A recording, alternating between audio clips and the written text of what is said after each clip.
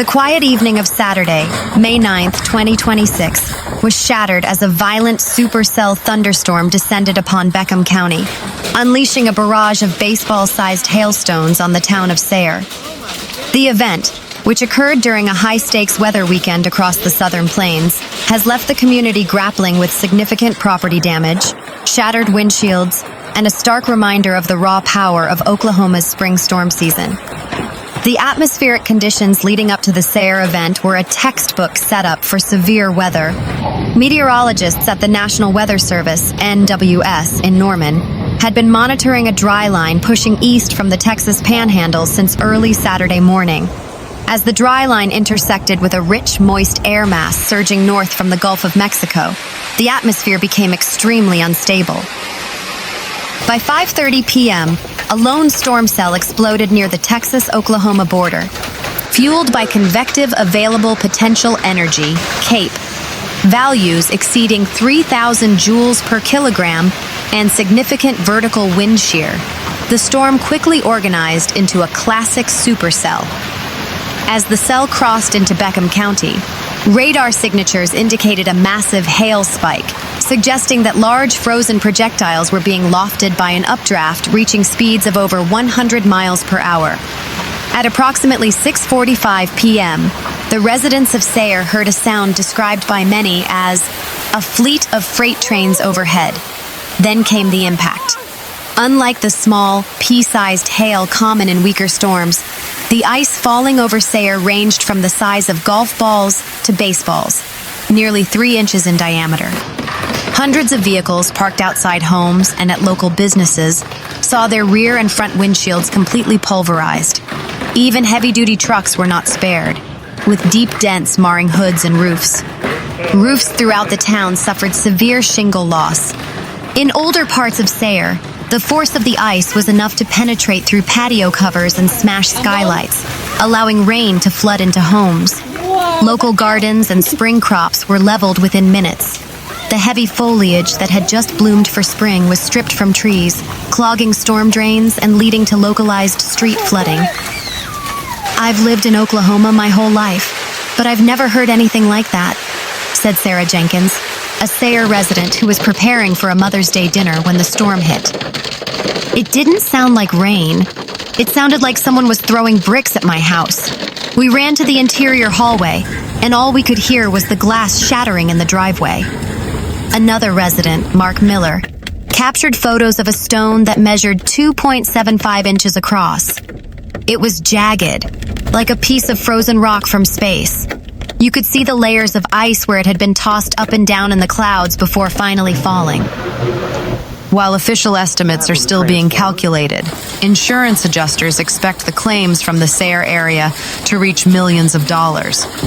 Local body shops and roofing contractors have already reported a massive surge in calls, with wait times for repairs expected to stretch into the summer months. The timing of the storm falling on Mother's Day weekend also impacted local commerce. Several outdoor events and restaurant reservations were canceled as the town shifted into recovery mode. The storm that hit Sayre was part of a larger system that moved across the state, bringing similar threats to Altus, Lawton, and eventually the Oklahoma City Metro. Emergency management officials are urging residents to remain vigilant. With the ground saturated and the atmosphere remaining volatile, the risk of further severe weather, including the potential for tornadoes and flash flooding, remains a concern through the remainder of the week. Meanwhile, the skyline of Oklahoma City, usually a symbol of Midwestern resilience, stood silhouetted against an eerie, bruised purple sky on the evening of Friday, May 8, 2026. A series of powerful supercells, moving with clinical precision, marched across the I-35 corridor, unleashing a barrage of hail that transformed the metropolitan area into a zone of shattered glass and dented metal. The day started with an oppressive stillness.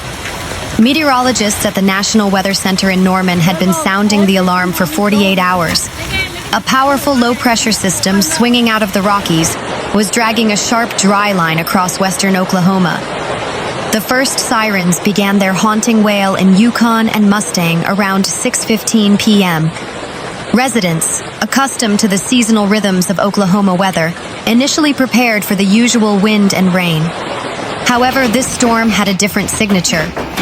At 6:45 p.m., the core of the first supercell crossed over the John Kilpatrick Turnpike. In neighborhoods like Gaillardia and across the northern reaches of the OKC metro, the sound was described as a deafening roar of falling boulders. This was not the typical pea-sized or marble-sized hail. This was high-velocity ice, ranging from the size of golf balls to large half-dollars and, in concentrated pockets, tennis balls.